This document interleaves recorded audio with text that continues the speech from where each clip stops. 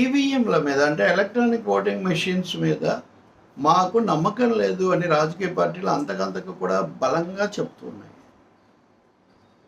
తెలంగాణ ముఖ్యమంత్రి రేవంత్ రెడ్డి కూడా ఈ మధ్య ఢిల్లీ పర్యటన సమయంలో ఈవీఎంల గురించి మాట్లాడారు.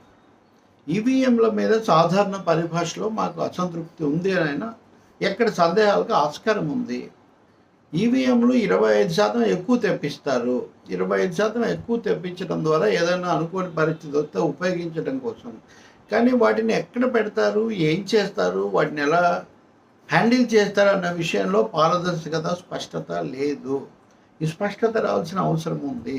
బయట నుంచి రిమోట్ కంట్రోల్ ద్వారా వాటిని ఆపరేట్ చేస్తారా, ట్యాంపరింగ్ చేస్తారా లేదా నేను చెప్పలేను. కానీ స్పష్టంగా 25% అదనంగా వచ్చేవి మట్టుకు అనుమానాస్పదంగా ఉన్నాయి. వాటి మీద ప్రశ్నలు ఉన్నాయి.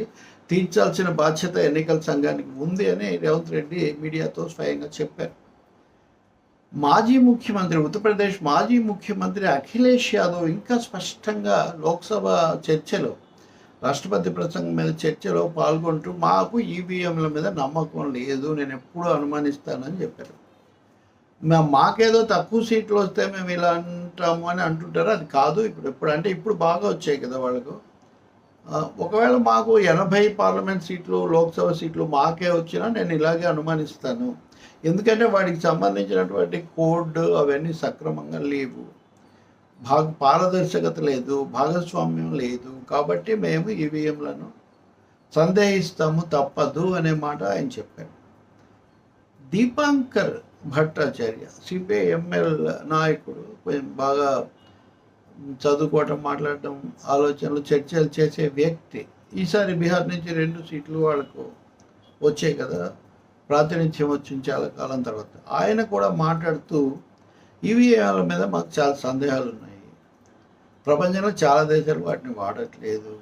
తిరిగి మనము బ్యాలెట్కు వెళ్ళినా కానీ వెళ్ళటమే మంచిదేమో. సందేహాలతో ఈ కొనసాగించడం కంటే బ్యాలెట్కి వెళ్ళినా తప్పు లేదని నేను చెప్తాను. ఆ విషయంలో మా అభ్యంతరాన్ని కూడా పరిగణనలోకి తీసుకోవాలి. దీని మీద మేము మరింత కార్యాచరణ చేస్తామనే మాట కూడా ఆయన చెప్పారు. అంతకుముందు కూడా సాక్షాత్ అన్ని పార్టీలు కలిసి సుప్రీంకోర్టులో దీని మీద కేసు వేసాయి. సుప్రీంకోర్టు కూడా కొన్ని సూచనలు చేసింది ఎన్నికల సంఘానికి. ఇప్పుడు ఎన్నికలు అయిపోయాయి కాబట్టి ఇప్పటికైనా ఇంత కీలకమైన ఈ అంశం, ఇది ప్రజాస్వామ్యానికి ప్రాణప్రదమైంది. అది మొత్తం ఓట్ల పోలైనవి నేను చెప్పడంలో తేడా కావచ్చు, మార్చడాలు కావచ్చు, చాలా అంశాల్లో సందేహాలు ఉన్నాయి. నేను చెప్పే ఈ సమస్య ఆంధ్రప్రదేశ్లో వైసీపీ ఓటమి దానికి సంబంధించింది కాదు. వైసీపీలో దానివల్లే అన్నారు, తర్వాత ఏమో కాదు 10% అదనంగా సంక్షేమ పథకాలు పెంచుతా ఉన్నందుకు 10% మంది అటు పోయారని జగన్ అంటున్నారు. అవన్నీ వాళ్ళకి సంబంధించినవి. కానీ ప్రశ్న అయితే ఉంది. గతసారి తెలుగుదేశం అనుమానాలు వ్యక్తం చేస్తే వైసీపీ ఖండించారు. ఇప్పుడు వాళ్ళే అంటున్నారు. సో గెలిస్తే ఓడితే కాదు, అఖిలేష్ యాదవ్ అన్నట్టుగా 80 సీట్లు వచ్చినా మేము సందేహిస్తామని అన్నారు. అది చాలా ముఖ్యమైన మాట. ఈ సమయంలోనే అశోక్ లవాసా ఇదివరకు ఎన్నికల సంఘంలో కమిషనర్గా ఉండి అభ్యంతరాలు చెప్పినందుకు ఆయన నన్ను అవకాశం లేకుండా చేశారు. ఆయన టైమ్స్ ఆఫ్ ఇండియాలో వ్యాసం రాశారు, టోటలైజర్ వాడాలి అని.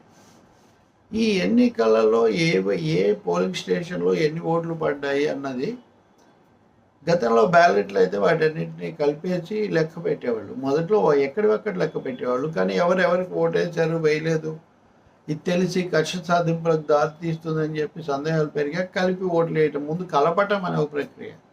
కానీ దీంట్లో అది కలపటం అన్నది జరగదు. దేనికి అదే లెక్క పెడతారు, దేనికి అదే చక్కగా నమోదవుతాయి. కానీ ఇది మంచిది కాదు.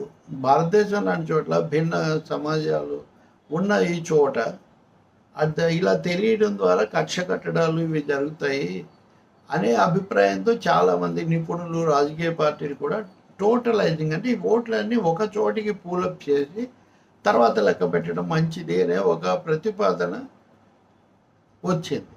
దీని మీద ఎన్నికల సంఘం కూడా చర్చలు చేసింది. 2015లో 16లో ఈ చర్చ చేసింది. ఈ చర్చ చేసినప్పుడు బీజేపీ వ్యతిరేకించింది, వద్దు అలా చేయకూడదు. కొన్ని పార్టీలు మాట్లాడలేదు, సిపిఐ కూడా తన అభిప్రాయాలు చెప్పలేదు. కానీ ఇంకా మిగిలిన చాలా పార్టీలు, కాంగ్రెస్ లేకపోతే సిపిఎం, ప్రాంతీయ పార్టీలు, ఇదిగో సమాజ్వాదీ పార్టీ లాంటివి, ఇలాంటివన్నీ కూడా ఓట్లు మిక్సప్ చేసి లెక్క పెట్టడమే చాలా మంచిది అనేది సూచన చేశాయి. కానీ కేంద్రం ఏమీ చేయలేదు, జరగలేదని చెప్పి దాన్ని ఎప్పటికీ వాయిదా వేశారు. ఇప్పటికి కూడా దాన్ని అట్లాగే ఉంది. ఈ టోటలైజింగ్ కూడా చేయాలి అని అశోక్ లవాసా దాంట్లో వివరంగా చెప్తున్నారు. కాబట్టి ఎన్నికల సంస్కరణలు, ఈవీఎంలను పారదర్శకంగా నిర్వహించటం అన్నది ఇప్పుడు కీలకంగా వచ్చింది. దీన్ని ఏదో తెలుగు రాష్ట్రాల్లో చర్చతో చూసి ఇప్పటికిప్పుడు ఏదో వైసీపీ అది ఇది అనుకోవాల్సిన అవసరం లేదు. వైసీపీ ఉన్నప్పుడు రానప్పుడు కూడా ఎన్నికల ప్రక్రియకి ఫిర్యాదులు ఉన్నాయి. కాబట్టి నిజానికి నేను బుక్ చూపించాను 2010లో ఆయన జీవీఎల్ రాసింది. దాంట్లోనే చంద్రబాబు